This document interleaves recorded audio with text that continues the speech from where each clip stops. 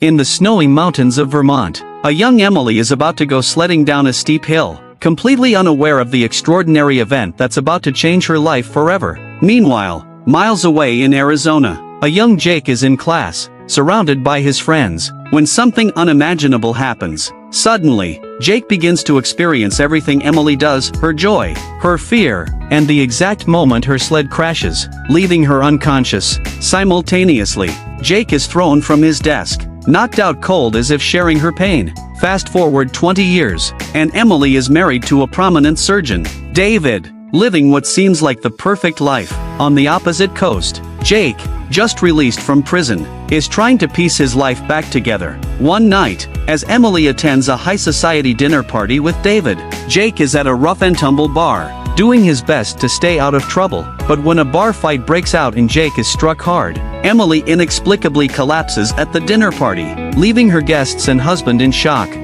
The following day, Emily and Jake finally connect, discovering that they are telepathically linked. They can see through each other's eyes, hear each other's voices, and even feel each other's emotions. Their connection is undeniable and mysterious, leading them to question everything they know about reality. As they share more about their lives, their dreams, and even their deepest fears, they realize that this bond is far more than a coincidence. It's a connection that has drawn them together across time and distance.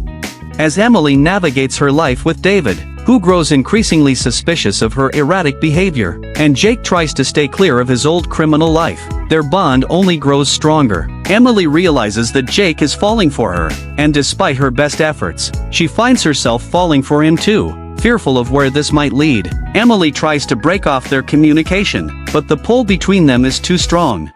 David, disturbed by Emily's behavior, confides in a friend who suspects that Emily is either having an affair or losing her mind. This leads to Emily being forcibly committed to a mental institution. At the same time, Jake loses his job at a car wash because his bizarre behavior while communicating with Emily raises too many eyebrows. His attempt to start fresh is further complicated when he's approached by old criminal acquaintances who want to pull him back into the life he's trying to escape. When Jake senses that Emily is in danger, he breaks his parole and steals a truck to get to the airport. Determined to rescue her, he flies across the country to Vermont. Emily, trapped in the institution, telepathically guides Jake on the roads from the airport to her location. As Jake uses his criminal expertise to help her escape, Emily uses her wits to navigate the facility's security, leading to a tense and dramatic escape. With the police hot on Jake's trail and David desperately trying to find his wife, Emily and Jake flee into the wilderness, making their way to a train yard. In a heart-pounding chase, they manage to board an empty boxcar, where they finally come face to face for the first time. As they share a long-awaited kiss, they realize that their connection was always destined, a bond that defied logic and time itself.